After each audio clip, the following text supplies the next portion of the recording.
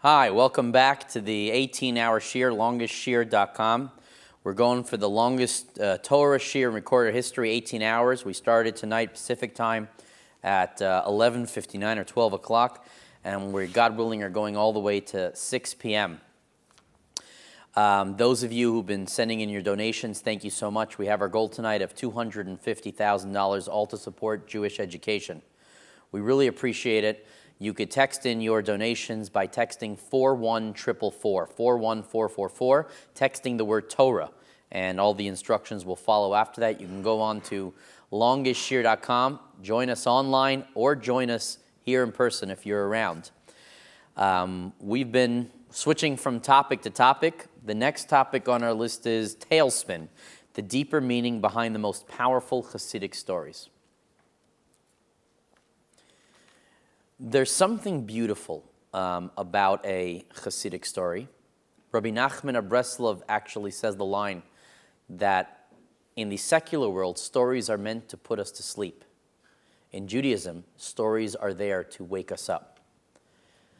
Let's wake it up a little bit by sharing with you some stories. I'm not going to share with you necessarily the craziest or wildest stories, but I think the stories that are most pivotal to understanding the development of Hasidism, the development of Judaism, Jewish practice, specifically as Hasidim saw it. I want to start with the first story called The King and the Jewel. The King and the Jewel.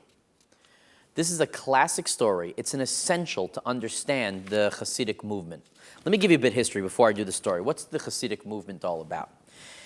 See, going into the 1700s, they were one of the darkest period of times for the Jewish people. And that's a big statement because we've had plenty of those. Now, why this was such a dark period in time is because, for number one, the Jews have just come off the heels of a false Messiah, the Shabtai Tzvi. A lot of people were let down by that debacle. Number two, poverty was at an all-time high. Poverty in the Jewish community.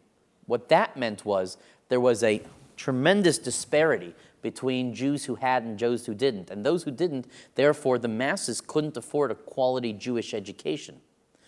Number three, there was a disbanding of the Vad Arba Artzos. The Vad Arba Artzos was the rabbis from the different lands were able to meet with each other and discuss strategies. They were no longer allowed to meet. Number four, the fourth and final factor that contributed to this being a terrible time is the anti-Semitic pogroms, the Khmelnytsky pogroms of 1648, wiped out a third of European Jewry. People don't realize how extensive and sweep the disaster was. And therefore, Jews were not doing great. It was specifically out of the darkness of that moment arose a new figure by the name of Israel Baal Shem Tov. The Baal Shem Tov is known as someone who is a dynamic figure that created a revolution. Rabbi Norman Lamb, in his book on Hasidus, actually says he didn't come to create anything new, but rather he brought a way to highlight some of the values in Judaism that were previously muted and made them a little stronger and resonating among the Jewish people. Let's get into some of these stories. Here's the story of the King and the Jewel. There was a king whose child was ill. And the king was trying to figure out what he could do for this child. He brought all the greatest doctors in the nation. He brought them all out and said, let's figure out what's wrong. One by one, they couldn't figure it out. They tried everything. Test after test, they could not figure it out. Finally, one doctor left. They bring him from God knows where. They schlep him in. He comes in. He runs all the tests. And he turns and he says to the king, there actually is one thing that could help here. And the king says, what is it? He says, we got to get your child fracka-fricatane. It's fracka-fricatane. Where are we going to get fracka-fricatane? There's no fracka-fricatane in the entire kingdom. The doctor looks around. They get some of the agriculture experts. There's no fracka-fricatane anywhere. Finally, as the doctor's about to leave, he's got his bag. There's a bleak feeling throughout the kingdom. He scratches his head, the doctor, and looks back and says, there actually is some fracka-fricatane. The fourth jewel on the king's crown is made of a composite of this material. The king says, my gosh, let's take it off my crown, let's grind it up. Everyone in the kingdom is horrified. This is the king, the crown jewel. You don't touch it. You don't dare touch it. The king says, what is my kingdom worth? What is my crown worth if I have no child to pass on the legacy? If I have no child to pass on the crown? And he ground up the jewel, and his son lived. That is a very important story for understanding what Chasidus is all about, mysticism is all about. You see, the idea of the deeper secrets of the Torah being kept in the hands of the elite few, the elitist mentality, was causing the masses to be disconnected, to be starving, literally, to be starving. Ein mayim el Torah. If they don't have access to the profundity and the Torah, what's the point? Now, the criticism of Hasidic ideas was that you're going to be making accessible to the masses who don't have a good education some very deep and heavy stuff that they're not ready for. And they may corrupt Judaism because of it. The Baal Shem Tov was arguing, what's the point of hiding all this stuff to ourselves if there's going to be nobody around in the next generation who can do anything? What's going to be the point? If there's no Jewish people left afterwards, if we're holding tight among a few people some of these great and deep teachings. Jews were in a very sickly pain body, so to speak, and that limited their ability to understand and comprehend and connect to Judaism. And therefore, we needed the jewel to be crushed, so to speak. I think that's a reference to deeper teachings, being crushed, watered down even, if you will, and passed along to the masses. Hasidism was criticized for doing such a thing, but that was the survival, and it did. There was a revolution with Hasidim coming along, the Baal Shem Tov, and afterwards the Mezritcher Magid. There was a total revolution, a total sea change.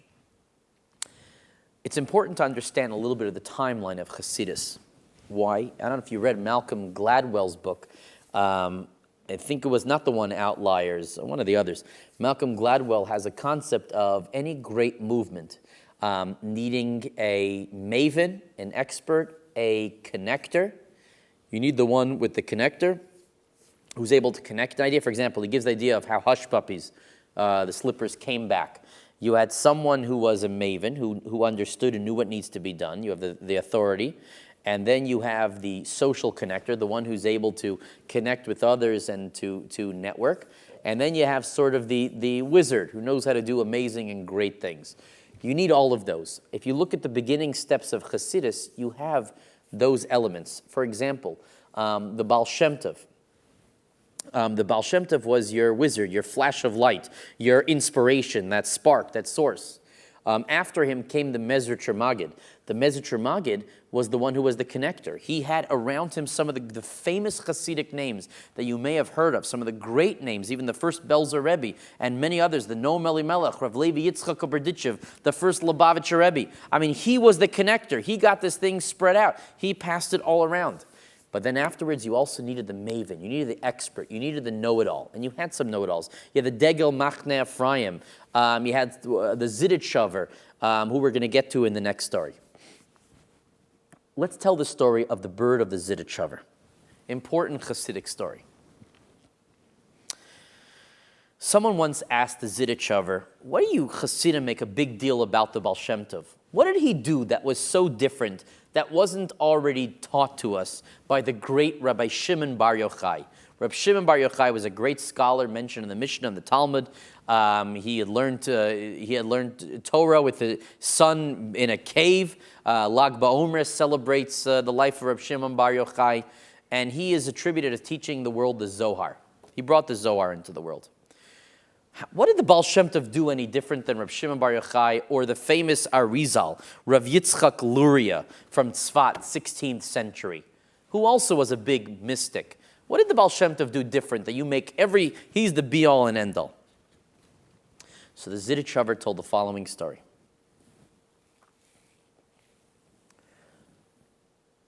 This individual in a shul, we'll call him Shimon. Shimon goes off on a vacation to a faraway island. After spending some time in the island, he comes back to Shul.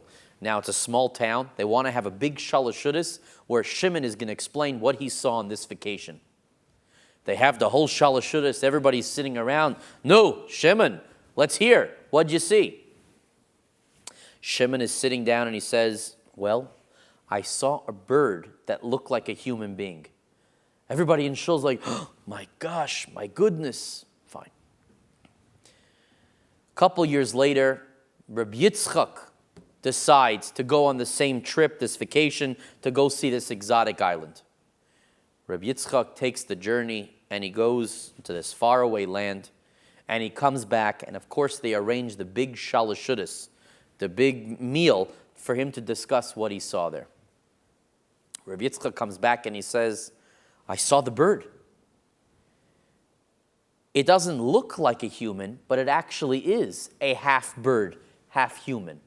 Everybody's like, oh my gosh, you understand? First Reb Shimon came back and said he saw a bird that looked like a human. Now comes Rabbi Yitzchak and he says, oh, it's not just a bird that looks like a human, it's a half bird, half human. Everybody's blown away. Many years later, they send Rabbi Yisrael to go scout out the island. And Rabbi Yisrael heads to the island, comes back from his trip. They convene the biggest shalashudas you've ever heard in history. Everybody's gathered around in town to listen to what he has to say. He comes in and he says, I saw the bird. I decided to bring it back. And he puts it on the table. See, Reb Shimon Bar Yochai, when he discovered the Zohar, told the world that he saw something strange, something mystical out there. Many years later came the Arizal, Rav Yitzchak Luria, and he clarified. It's not just a bird that looks like a human. It's a half bird, half human. The Arizal came and clarified what Reb Shimon Bar Yochai actually saw. Came the Baal Shem Tov and he said, enough's enough. Let's stop talking about this. Let's now show the people what exactly we're dealing with. That's at its core what Chasidus is all about. Taking these deep ideas, these deep teachings, and saying, enough's enough. Let us bring it now down here to the people. And sometimes the Hasidim were criticized for that. But it's about simplifying. It's taking these deep ideas and understanding that the Torah is a treasure and it's meant to help us survive. It needs to be brought down. It needs to be brought down to the people. Those are two stories. I think both of those are of the same ilk in the sense they both deal with what Hasidism came to essentially do. Here's a third story. Great Hasidic story. One of my favorites. There are numerous versions of this story, and I think it's important we look at this story only because it tells you how the Hasidic story ultimately develops over time, and how the added elements tell us something about where Hasidism is and where mysticism is at each point in time. Okay.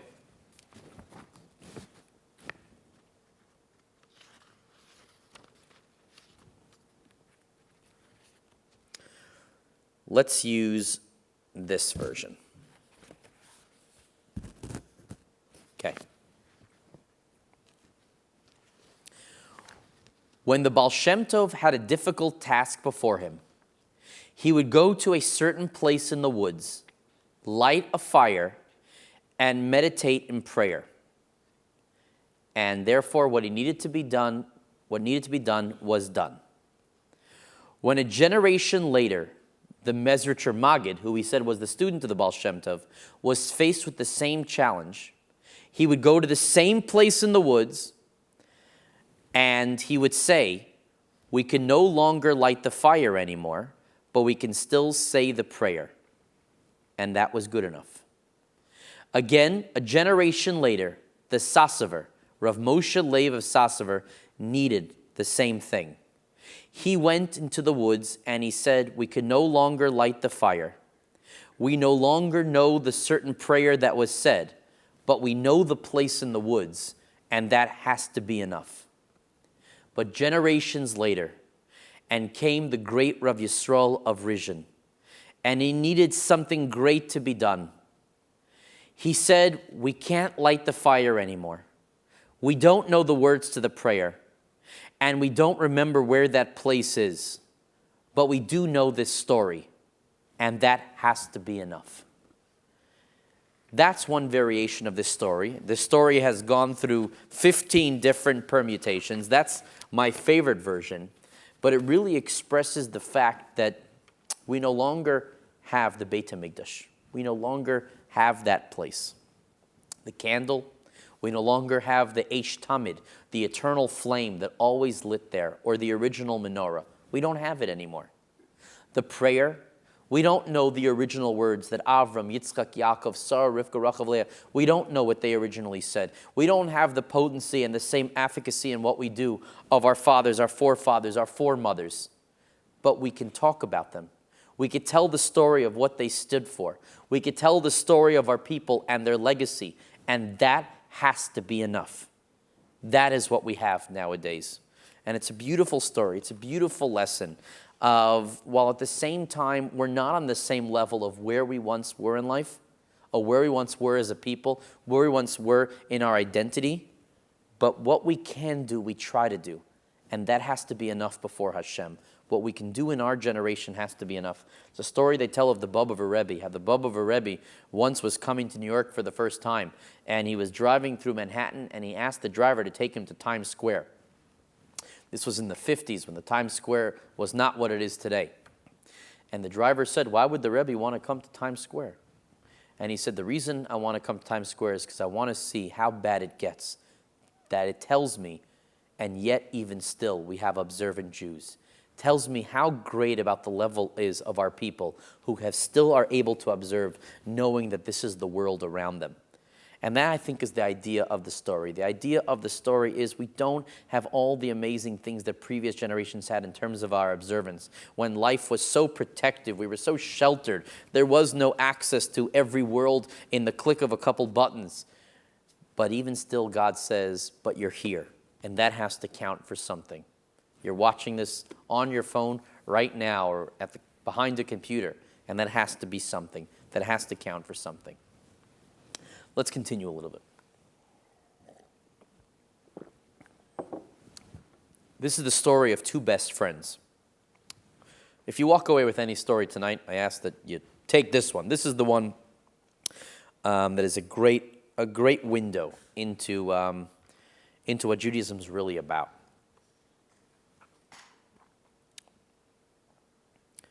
There were these two, well, I'll take a step back. Again, the founder of Hasidic Judaism was the Baal Shem Tov. His number one student was the Mezritcher Maggid. When the Mezritcher Maggid was on his deathbed, he had around, many of his students wanted to come see him. The Mezritcher Maggid wanted to just die quietly in peace, so he had a rule, nobody was allowed in. Nobody was allowed in. If they had a big problem, though, or a question, they could send a note, and with that note, they could pass it in, and he would answer the question. The youngest student of the Mezritcher Maggid was a very, witty and smart-mouthed student. His name was the Sasover, Moshe Leib of Sasov. He wanted in to see the Mezritcher Maggid before he passed. So what he did was the following. He figured out a way to get into the Mezritcher Maggid. How would he do it? He was going to ask a series of questions which would force the Mezritcher Maggid to relent and say, okay, just get in here. So he set it up from the beginning. He asked one question, knowing the response would lead to the next question, to the next question, to the next question, over and over. He's like 4 or 5 questions deep. Mezritcher Maggid finally says, all right, let him in, enough. The Sasover Rebbe comes to the Mezritcher Maggid. He comes to him and he says, please, Rebbe, I need to speak with you. So he comes to him and he says, what is it you want of me? He says, you know what I want? I want you to tell me how to reach the level of mochin. Mochin means, just to explain a concept, when your mind is surrounded by the concept of God. It's the highest level you can get to in Chasidc thought, the level of mochin, total enrapture of a godly concept. How do I reach the level of mochin? So the Mezritcher Maggid says, I'm going to tell you a story once. I'll tell it to you once. And if you need, I'll tell it to you a second time. But beyond that, that's it. Beyond that, I will not go through it again. According to legend, this is the story that the Mezritcher Maggid told the Sasover Rebbe. And it goes like this. There were two friends in Eastern Europe, best of friends, and they promised each other they would do anything for each other no matter what. They would do anything and everything for each other no matter what. But as friendships go, the commitments you say to yourself at one point, we begin to drift apart and people go their separate ways. So one of the two decided he's going to move to Western Europe to get a job. He leaves, goodbye. Many years later, the one who was left still in Eastern Europe falls upon hard times, and he says, you know what? I'm going to go look for a job. I'm going to head west. I'm going to go to Rome. He goes to Rome. That night that he comes to Rome, there's a great outcry in the city. Why? The king is missing the crown jewels. Now, who do they blame for it? There's only one person they could blame for it. They look at the town manifest. Who else to blame but the one Jew who just came to the city for the first time tonight? Must be him. He's the only new person here. The next day, they decide to gather everybody in the town square to hang him up, off with his head. They bring him to the town square, to the center of town. They bring him in, and suddenly when they bring him in, the hangman is about to, string him up. And all of a sudden, the hangman says, no, I did it. And the guy looks at the hangman and he says, no, I did it. And they're fighting over who did it. Finally, at that point, the Roman emperor says, this is crazy. The Roman king says, bring these two into my quarters. And he says to them, what's going on here? And one of them says, this is my best friend when I was young. We lived together in Eastern Europe, and we promised that we would do everything and anything for each other. And when I saw this was him that was about to be hung, I said, I did it. And when he saw it was me, he said, I did it. The king said, I want in on this relationship. What's the story mean? The question the Sasaver asked the Mezritcher Magid is, how do I reach the level of mochin, where my mind is totally enraptured by the concept of God? The answer came in the form of a very simple idea. When we can be so committed to each other, that's how you bring God into your life. It's nothing fancier than that. It's not about meditating for hours. It's not about getting lost in some hilltop somewhere. It's about being good to each other. You want to be surrounded by godly thoughts? Be good to each other. Be kind to each other. That's how you reach the level of mochin. Okay? That's the concept. That's the story of the two brothers, the two best friends. Let's review these stories. We talked about the first story, the king and the jewel. The story of the king and the jewel was the story of the king needing to crush the jewel in order to save the child, because mysticism must be brought down. We had the story of the bird and the Zidichover, where the Zidichover Rebbe told how enough's enough. The Baal Shem Tov brought the bird back here, brought Chasidus, mysticism to the people. The candle and the prayer. We don't have the original candle. We don't have the prayer. We don't even know the place anymore. But we know the story, and the story has to be enough. Then we talked about the two best friends in Eastern Europe. That's how you reach the high level of mochin. Next story. Love this one. This is called Reb Baruch's Talis. Everybody knows that the holy and heilige Rav Levi Yitzchak of Berdichev, student of the Mezritcher Magid, and Rav Baruch of Mezhebaz were exactly opposites of each other. Rav Baruch was very civilized. When he davened, he barely moved. When he sat with his family at the Shabbos table, he was so regal. He was the king of the world. But when Rav Levi Yitzchak prayed, when he davened, he jumped from one end of the room to the other. He would dance, turn around, fall to the ground. At his table, you had to be very careful. You never know what to expect. In the middle of Kiddush, he can go nuts. He could take the wine bottle, pour it down, throw the cup into the air. Rab Levi Yitzchak wanted so much to spend Shabbos with Rab Baruch, the Baal Shem Tov's grandson, that he finally invited himself. Rav Baruch said, you can come, but you have to behave my way. Especially at the table. You have my family. We have a proper Shabbos table. I can't have you acting like a buffoon at my table. Rav Levi Yitzchak of Berdichev thought about it. Now, the only way I could behave is if I don't open my mouth. I won't even pray. I won't say anything. Because the moment I pray, I'm going to lose myself in the ecstasy of Shabbos. So I need to just chill. I need to calm down. I'm not going to say anything. So he said to Rav Baruch, when we're making Kiddush, don't ask me to say a blessing. Please don't ask me. Let me stay totally silent. It's the only way I can control myself. Fine, the two Rebbes agreed. Rav Levi Yitzchak came for Shabbos. They davened, and he only answered Amen. Nothing else, because he knew he'd lose it. He can't control himself. The praying went beautifully. Everybody was sure that by the Kiddush, Rav Levi Yitzchak would lose it and start going crazy at the table. But no, Rav Baruch made Kiddush. Rav Levi Yitzchak focused like he was gripping under the table as best as he could. And Rav Levi Yitzchak just said Amen.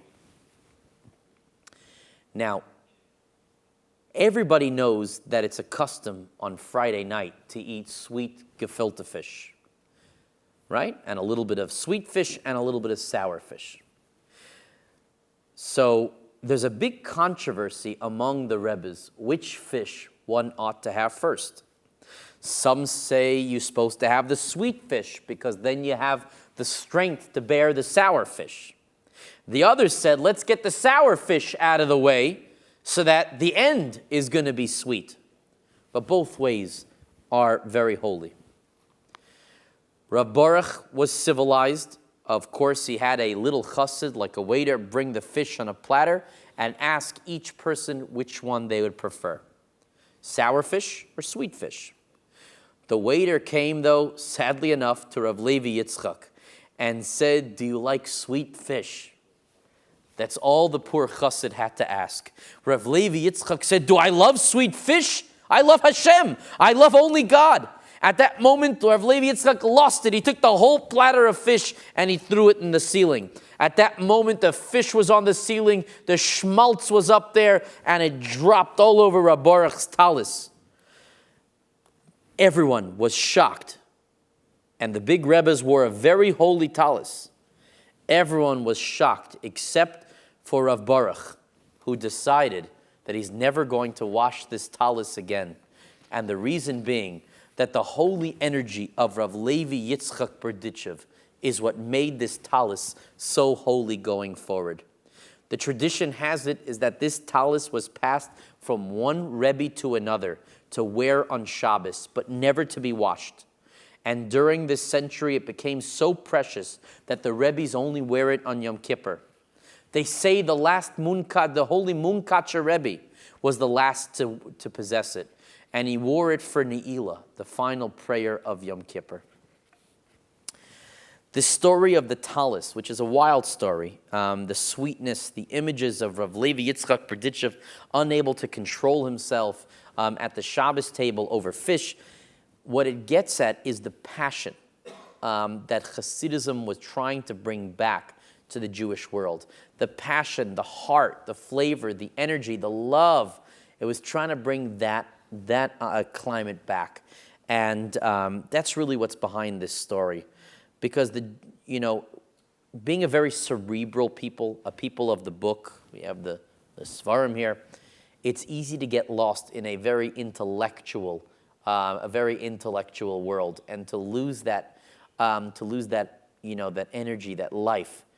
But Torah is nitzchias, Torah is eternal. Torah, while it is stimulating for the mind, very much of it is about being alive, being a person who is vibrant, being a person who's in touch with their emotions and what Judaism stands for. I'd like to go to a great story from Rabbi Nachman of Breslov.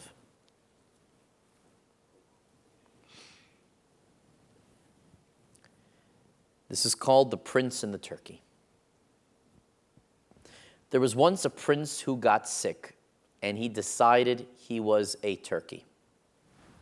He took off his clothes, and he crouched naked underneath the royal table. He refused to eat anything but crumbs, which fell to the ground. Of course, this upset the king. Many doctors were called to the palace to examine the prince, but none were able to offer any cure. One day, a wise man came to the king and said, listen, let me live in your home so I could be friends of your son. Be patient. I'm going to make him well once again. Immediately, the Chacham this friend, the sage, approached the royal table, took off his clothes, sat down naked next to the prince. The king's son, there on the floor, said, "Who are you? What are you?" "I am a friend. I'm a turkey, like yourself. I thought you might be lonely, so I decided to come and live with you for a while." Some weeks passed, and the turkeys grew accustomed to each other. They soon became good friends. They ate crumbs, drank from tin plates. They discussed the advantages of being domesticated birds rather than men. One night, when the royal family was having dinner, the wise men signaled to the king, whose servants brought 2 silk robes and cautiously placed them under the table. The chacham, the friend, quickly put on one of the robes, and before the king's son could say even a word, he said out loud, "You know, there are some dumb turkeys who are so insecure that they believe that putting on a silk robe would endanger their identity." The prince thought for a moment, nodded his head, and he decided to put on the robe as well. Some days later, the wise guy under the table signaled to the king, and broiled beef, baked potatoes, fresh green vegetables were brought and put on the ground next to the chacham. Looking pleased with himself, the wise man bit into his food and said, "Ah, absolutely delicious. It's good to be a turkey with sophisticated enough taste to enjoy the food of human beings." The prince agreed with the other turkey and also ate his fill. Eventually, the wise man, the other turkey, called for some silverware and asked to be served from the king's good china. After all, he told the prince, why shouldn't intelligent turkeys want the best for themselves? Finally, after many months, the sage came and sat by the table. While eating and drinking with the royal family, he called down to the prince, "Come and join me. The food is the same, but the chairs make a total difference. Besides, we turkeys have a lot to offer. Why should we cut ourselves off by remaining there under the table? Certainly our ideas could benefit the minds of men." The king's son came up, sat by the table. It was only a matter of time before he was cured. The story of Rabbi Nachman of Breslov. Rabbi Nachman is a great-grandson of the Baal Shem Tov, lived 1772 to 1810. This story, well, it's a beautiful story. I mean, I butchered it because I cut it into 1/10 of what the story really is really expressive of the concept of Yeridas HaTzadik. There's an important concept in Chasidc called the descent of the Tzaddik. Let me share with you a little bit on the topic of the descent of the Tzaddik.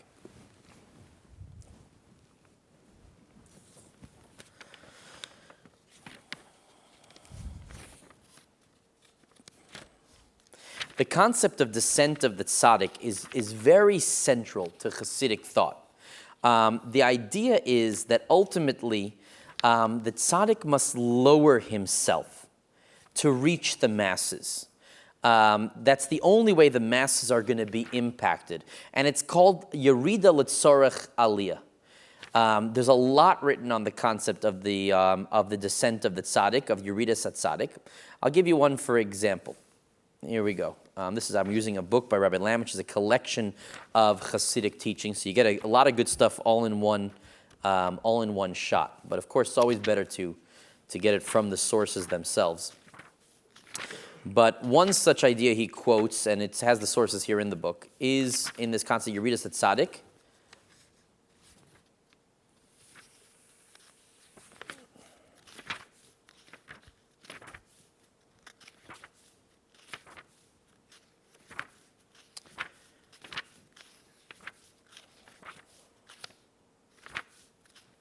Here we go. This is from the Toldos Yaakov Yosef. So the Toldos Yaakov Yosef talks about the verse in the Torah where each one of the Jews were asked to donate a machzis a shekel, a half a shekel to the construction of the building of the tabernacle, the Mishkan. So what is the concept of everybody giving a half shekel? He says like this: the purpose of man's creation is that man is a composite of matter and form, two opposites. And just like that's true in each of us, we are what's called surah, the physical and the spiritual, put together. So too in the world. There are the body, the bodily, the physical, which are the masses, and there is the tzaddik. There therefore is a relationship within the two.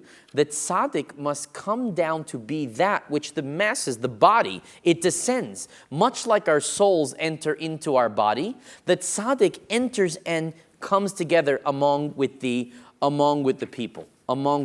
He must lower himself for and to be connected with the people. There is very much a concept of devekis to the tzaddik, clinging to the tzaddik, which we'll get to momentarily. There's the concept of the tzaddik making himself accessible. Rav Aaron of Karlin talked about the idea of that if he had the ability, he would stand at the entrance of Gehenna, of hell, because there he could find many more Jews who could use his help. Meaning the idea of the tzaddik self-sacrificing his comfortable place in Olam Haba in order to be with those who are the wicked, in order to provide help for those who need. That's the concept of the story of the turkey. The chacham, the tzaddik, must go down to the level in order to bring people up. There is somewhat a debate. Some believe that you bring people up to your level. You don't go down to their level. Tzaddik shouldn't go down to their level. But that wasn't the belief of mainstream Chasidus. The belief of mainstream Chasidus was that the tzaddik and the ones who are more knowledgeable must come down to the level of the people. It's the only way you're going to bring them up. It's the only way you're going to help them move from what they are to realize what they can actually be. And that really is what's happening in the story of the turkey. Another one. This expresses a whole different relationship in Hasidic literature, which is very important. The relationship of the Rebbe and the Gabbai. The Gabbai is sometimes translated as the custodian, but in Hasidic literature, the Gabbai's role is to be the understudy, is to make himself so nullified to the will of the Rebbe, the master, whereby he learns everything that needs to be learned from the Rebbe to one day also become a great Rebbe himself. Perhaps the most famous Rebbe-Gabbai relationship in Hasidic history is the relationship of the Chose of Lublin, the seer of the Lublin, and his student, the Rupshitzer. So the story runs as follows.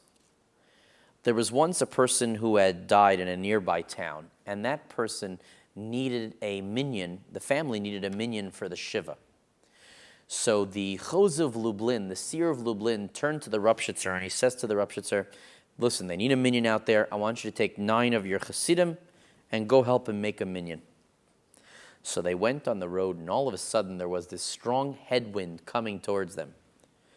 The Rupshitzer, being a great chassid himself, started davening to move the wind to the side. He starts davening, and the wind moves aside, and they're able to continue to the town to go make a minyan for the Shiva.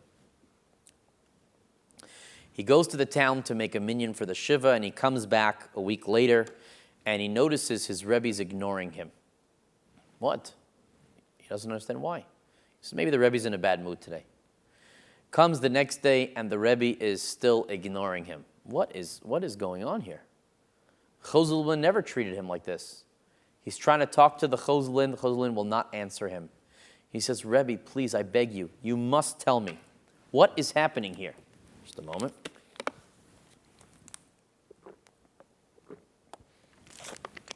What's going on over here? The Chozulin says, I sent you to that town to go make a minyan.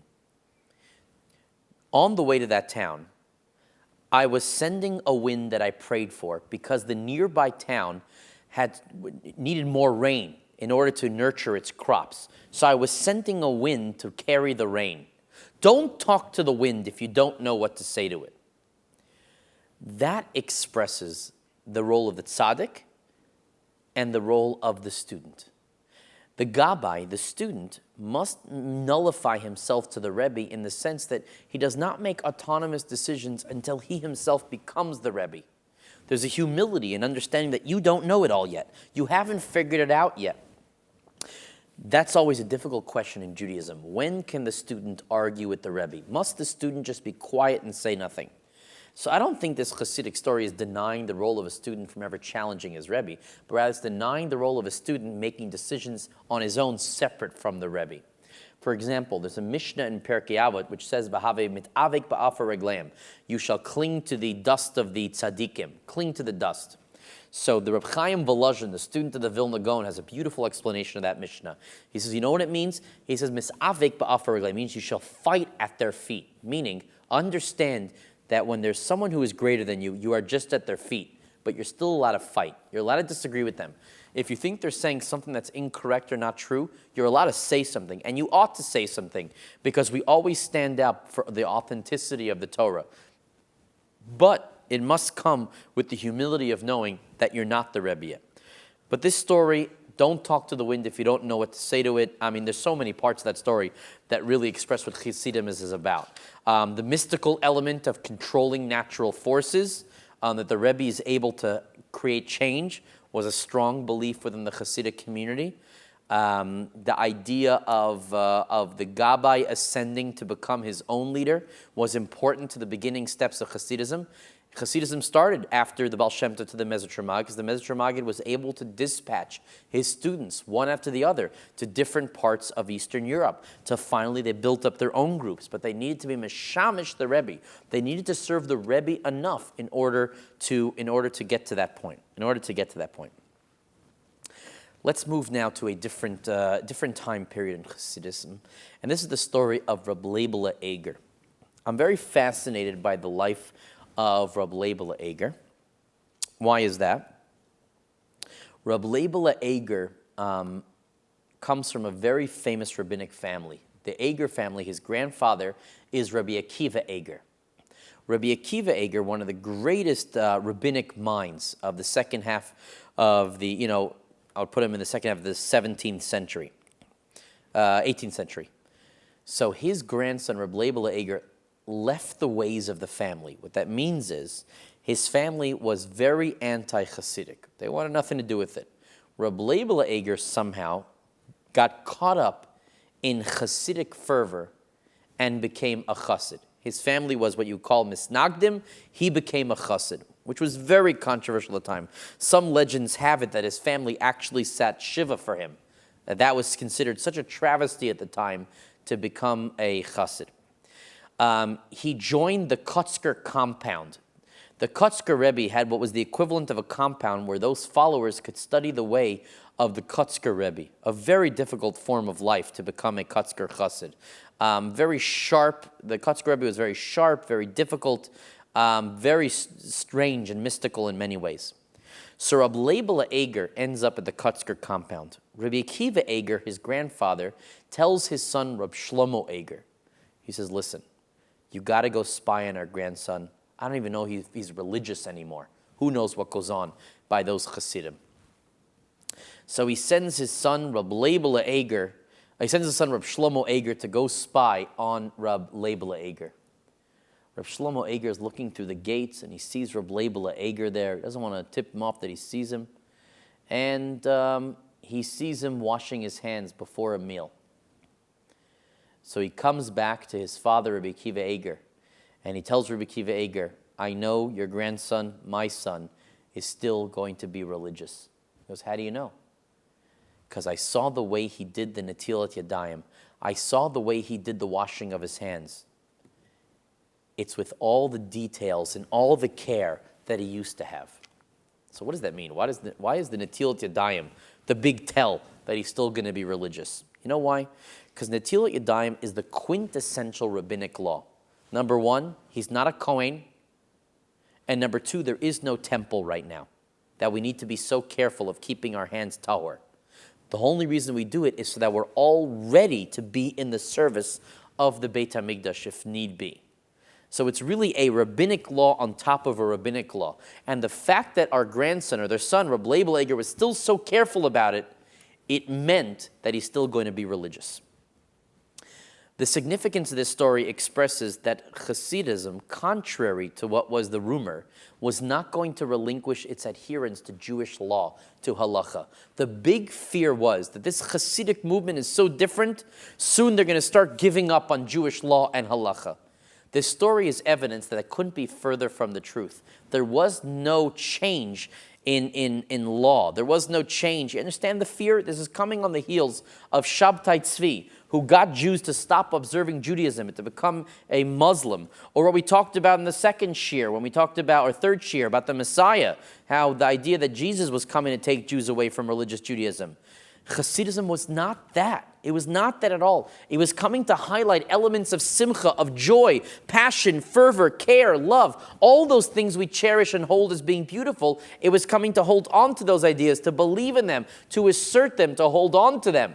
That was the idea. That was the idea. It's time now to move to the Shpoller Zayda. Love the Shpoller. Who doesn't love a good Shpoller Zayda at 3:45 in the morning? So who was the Shpoller Zayda? Shpoller Zayda, so the Baal Shem Tov had a couple of students. I keep talking about the Mezritcher Maggid, but there were a couple other students. Famous student was Rav Pinchas Koritzer. Rav Pinchas Koritzer was known as just always speaking the truth. Never even a slight false word came from his mouth. That was Rav Pinchas Koritzer. Another student of the Baal Shem Tov was the Shpoller Zayda, born 1724.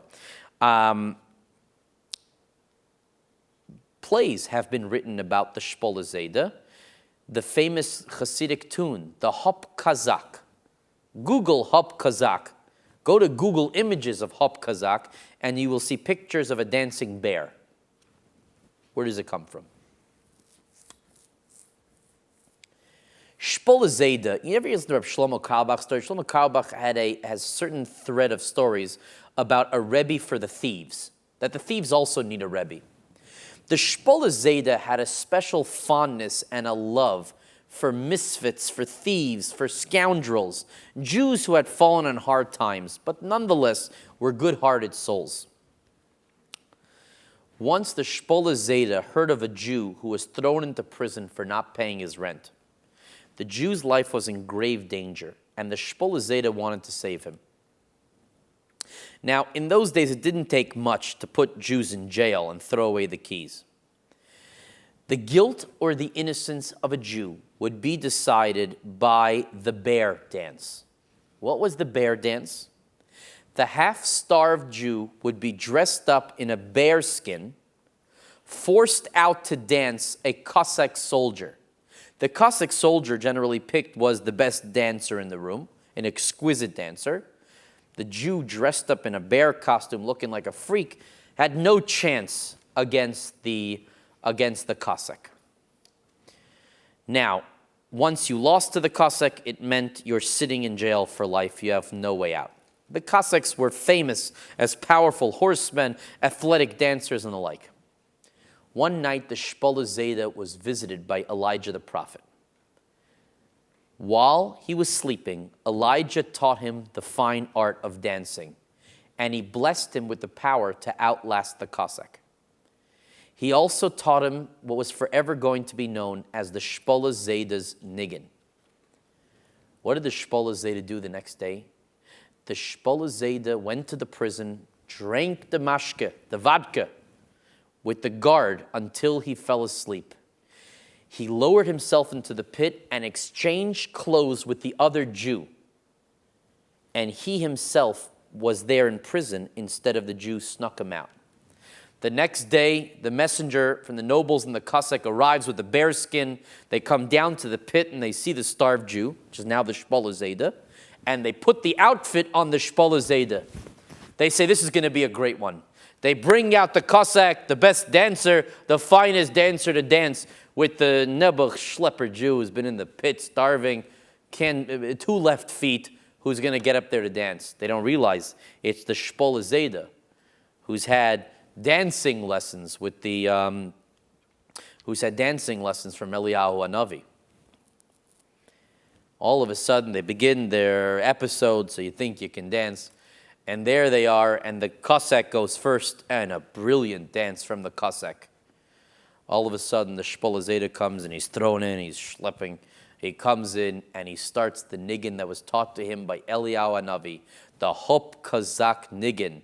I'm not going to sing, there's no way I'm singing it now, but if you Google the tune, it's a classic Chasidc tune. And he begins to dance to this tune, and it's the most unbelievable dance. And he turns back to the Cossack and says, come on, now you dance. And they're going one for one until finally the Cossack is on the floor. That's what it means, Hop Cossack, you dance Cossack. Till finally the Shpolazeta is dancing and dancing. He wins the bear dance, and it frees all the Jews from prison.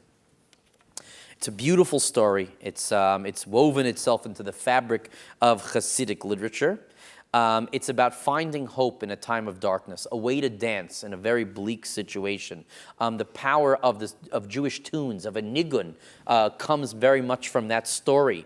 And the idea that Jewish nigunim are rooted in deep and ancient traditions passed along from Rebbe to student is also, that's why that story is significant. The story is significant about the attention paid to those who have been forgotten, the forgotten Jews, the ignored ones, the schleppers. It's a very important story. There are others like that, but we're running out of time and I want to get to some more. One of my favorites is the story, The River of Tears. When Rav Yitzchak Vorke left the world, everybody was so broken, especially his son Rav Mendel of Vorke and his best friend, the Kotzker. They were so close, even though their ideals and the way they understood life were so different, the Kotzker and Rav Yitzchak Vorke. In Kotzk, truth is the most important thing. By the Vorke, loving people is the most important. Now, when the Heilige Vorke passed away, it was such a tremendous loss. And Rav Mendel thought for sure his father would be coming to him in a dream. But 4 weeks had passed, and Rav Mendel hadn't heard from his father, Rav Yitzchak Vorke. So he went to the Kotzker and he said to the Kotzker, how come I haven't heard from my father? The Kotzker said, I know. I've been expecting a visit from him as well. So I decided if he's not coming to me, I'm going to him. In my dream, I had a scent. And I went and I visited all the beautiful places of the world. I visited the palace of Rashi, of the Rambam, of the Heilige Sarah Imenu, of David HaMelech. Everywhere I went, I asked, where is my beautiful friend, the Vorker? They all told me he was here, but he left. I finally went to the angels and I said, where is my friend? I need him so badly. One of the angels turned to me and said, you have to go through a very dark forest to get to him. I gathered all my strength and my courage to go through the forest. It was the darkest forest in the world.